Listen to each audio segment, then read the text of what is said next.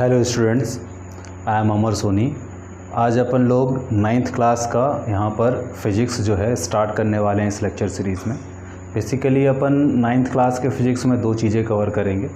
पहली चीज़ तो chapter wise theory जो भी है उसको कवर करेंगे। दूसरी चीज़ जो है तो उसमें न्यूमेरिकल जो भी होंगे कॉन्सेप्ट वाइज न्यूमेरिकल अपन कवर करेंगे। मैं थोड़ा सा इसमें जो सिलेबस है उसको बता देता हूँ, फिर अपन इसको with the help of definition of physics आगे कंटिन्यू करेंगे, ठीक है। और इस लेक्चर सीरीज़ में जो भी वीडियो होंगे वो 15 से 20 मिनट की वीडियो होंगे। थोड़ी सी चीज़ें डिटेल में होंगी तो पेशेंस रख के देखिएगा, ओके। तो सबसे पहले तो मैं आपको बता देता हूँ कि 9th में जो कि 9th में साइंस वाला पार्ट है उसमें फ़िज़िक्स में क्या सिलेबस है। तो 9th क्लास के फ़िज़िक्स में जो सिलेबस है वो बेसिकली 5 चैप्टर हैं। तो पहला चैप्टर है मोशन करके है पहला चैप्टर, इसको अपन को पढ़ना है। दूसरा है फोर्स है, सेकंड चैप्टर फोर्स है, न्यूटन्स लॉ है। तीसरा चैप्टर है ग्रेविटेशन। चौथा चैप्टर है वर्क एनर्जी पावर,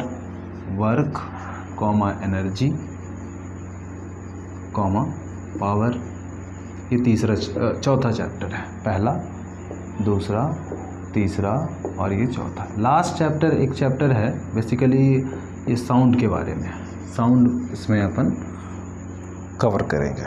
तो ये 5 चैप्टर हैं और इन 5 चैप्टर में अपन जो तरीका होगा पढ़ने का वो क्या होगा कि पहला तरीका तो ये है कि कॉन्सेप्ट चैप्टर वाइज जो भी कॉन्सेप्ट है आपका, चैप्टर वाइज जो भी कॉन्सेप्ट है थ्योरी कॉन्सेप्ट, उसको क्या करेंगे अपन कवर करेंगे, थ्योरी कॉन्सेप्ट कवर करेंगे।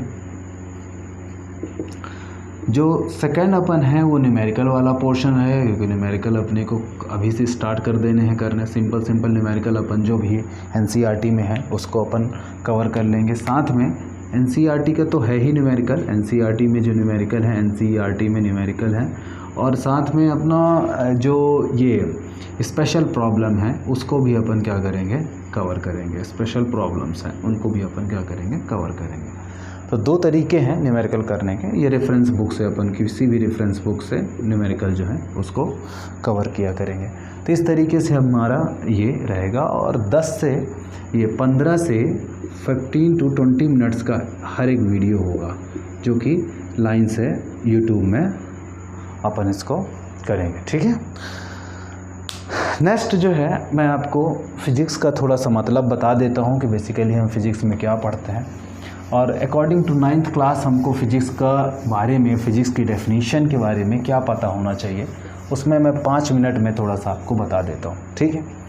तो बेसिकली फ़िज़िक्स है क्या, अगर मुझसे कोई एक लाइन पूछता है फ़िज़िक्स है क्या, तो it is nothing, it is study of natural phenomena.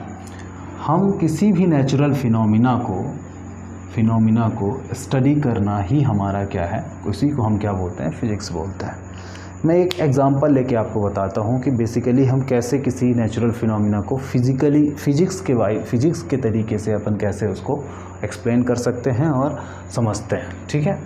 तो आपको याद रखना है कोई भी नेचुरल फिनोमिना, मैं एक नेचुरल फिनोमिना लेता हूँ जो हमारे रोज़मर्रा की ज़िंदगी में होता है और हम देखते हैं कि वो चीज़ें कैसे अपन फ़िज़िक्स के टर्म में समझ सकते हैं, किसके हेल्प से हम फ़िज़िक्स को उसको सही तरीके से डिफ़ाइन कर सकते हैं। देखो, तो एक मैंने यहाँ पर कप बना दिया, थोड़ा सा ये बन गया कप, ये देखो अच्छा सा कप बन गया है ना। और इसमें मैं भर देता हूँ कॉफ़ी भर देते हैं, कोई दिक्कत नहीं, चाय भर दो, कॉफ़ी भर दो, जो भरना वो भर दो। कॉफ़ी भर दिया और अभी ये जो कि अपन ने इसको भरी है तो गर्म होगी कॉफ़ी, ठीक है, गर्म है कॉफ़ी, तो इसको मैंने हॉट कॉफ़ी नाम दे दिया, हॉट कॉफ़ी बोल दिया, ओके। अब क्या किया अपन ने, इसको आपको बोला गया कि भाई ये कॉफ़ी कंज्यूम कर लो, नहीं तो क्या हो जाएगी, ठंडी हो जाएगी। देखो एक तरीके से हम बोल रहे हैं, तो आफ्टर सम टाइम अगर आप कंज्यूम नहीं करोगे तो आफ्टर सम टाइम मैंने बोला सम टाइम, ध्यान रखिएगा, कोई भी अभी यहाँ पर क्वांटिटी यूज़ नहीं कर रहे हैं। आफ्टर सम टाइम बोल दिए, कुछ समय बाद ये जो कॉफ़ी हो जाएगी वो क्या हो जाएगी, ठंडी हो जाएगी। तो कॉफ़ी क्या हो जाएगी, ठंडी हो जाएगी। ठीक है, ये कॉफ़ी मैंने बना दी, फिर से मग बना दिया यहाँ पर ये बड़ा सा, और ये मैंने यहाँ पर इसको बना दिया कॉफ़ी। लेकिन अब जो कंडीशन है कॉफ़ी की वो क्या हो गई है, ठंडी हो गई है। ठीक है, ठंडी हो, कोल्ड कॉफ़ी हो गई है। तो देखो एक ये नेचुरल चीज़ तो है, ये कोल्ड कॉफ़ी है, ये नेचुरल चीज़ तो है जो रोज़ होती है। अब क्यों हुई है सबको पता है, क्योंकि ये यहाँ से हीट ट्रांसफ़र हो गया है। अब अगर इसी चीज़ को हम, एक नेचुरल फिनोमिना है, इसी चीज़ को हम क्वांटिटी वाइज एनालिसिस कर लें, क्वांटिटी वाइज, किसी भी नेचुरल फिनोमिना को क्वांटिटी वाइज एनालिसिस करना with the help of physical quantity and natural law को ही फिजिक्स बोलते हैं। अब बोले सर क्वांटिटी कैसे, तो मैं बना देता हूँ इसमें क्वांटिटी। मान लेते हैं 90 डिग्री सेल्सियस टेम्परेचर था, और अभी जो अगर आप 15 मिनट्स इसको कंज्यूम नहीं करोगे तो इसका टेम्परेचर हो गया T2। अब देखो आपको अब क्लियरिटी कितनी आ रही है इस बात में कि भैया 90 डिग्री है, हम समझ गए हाँ कॉफ़ी क्या गर्म है। 15 मिनट नहीं कंज्यूम करोगे तो उसका टेम्परेचर घट जाएगा, मज़ा नहीं रह जाएगा कॉफ़ी का, ठंडी हो जाएगी, क्योंकि अभी हमने उसमें 40 डिग्री टेम्परेचर भी मेंशन कर दिया। अच्छा, अब इसको भी देखो, ये भी हम अच्छे से बता दिए क्यों होगा, क्योंकि हम जानते हैं एक नेचुरल तरीके से नेचुरल लॉ होता है कि हमेशा हाई एनर्जी से लोअर एनर्जी की तरफ एनर्जी का क्या होता है, ट्रांसमिशन होता है। तो यहाँ पर हीट ट्रांसफ़र हुआ है, heat transfer that is Q from कहाँ से, हॉट कॉफ़ी टू कहाँ, surrounding, hot coffee to surrounding. ये क्या है, ये एक प्रकार का नेचुरल लॉ ही तो है, ये नेचुरल लॉ तो है, ये क्या चीज़ है, ये नेचुरल लॉ तो है, हम जानते हैं, क्योंकि नेचुरल तरीके से ये है। और इस लॉ के बारे में भी अपन काफ़ी डिटेल में पढ़ेंगे। तो अब जब हम इन चीज़ों को यूज़ किया, T1 यूज़ कर लिए, T2 यूज़ किए, टेम्परेचर्स यूज़ कर लिए, T1 T2 टेम्परेचर्स यूज़ कर लिए, साथ में टाइम T जो है टाइम यूज़ कर लिए, तो ये सब चीज़ें जब अपन यूज़ कर लिए, क्या चीज़ हैं, ये फिज़िकल क्वांटिटीज़ हैं। किसको एक्सप्लेन करने के लिए आपने यूज़ किया था, उस नेचुरल फिनोमिना को यूज़ कर, क्वांटिटीज़ हैं, फिज़िकल क्वांटिटीज़ हैं। तो आपने ये फ़िज़िकल क्वांटिटीज़ को और इस नेचुरल लॉ को, इस फिज़िकल फिनोमिना को, नेचुरल फिनोमिना को एक्सप्लेन करने के लिए यूज़ किया है। तो that study is called what, that study is called physics. तो इसी के लिए हमने इसको ऐसा लिख के बताने के लिए लिखा कि नेचुरल फिनोमिना को जब हमने किसी भी नेचुरल फिनोमिना को जब हम क्वांटिटी वाइज एनालिसिस करते हैं, ध्यान दीजिएगा, क्वांटिटेटिव एनालिसिस करते हैं, ऐसा लिख देता हूँ, क्वांटिटेटिव एनालिसिस करते हैं अपन, क्वांटिटेटिव एनालिसिस करते हैं किसकी मदद से, with the help of physical quantity and natural law, with the help of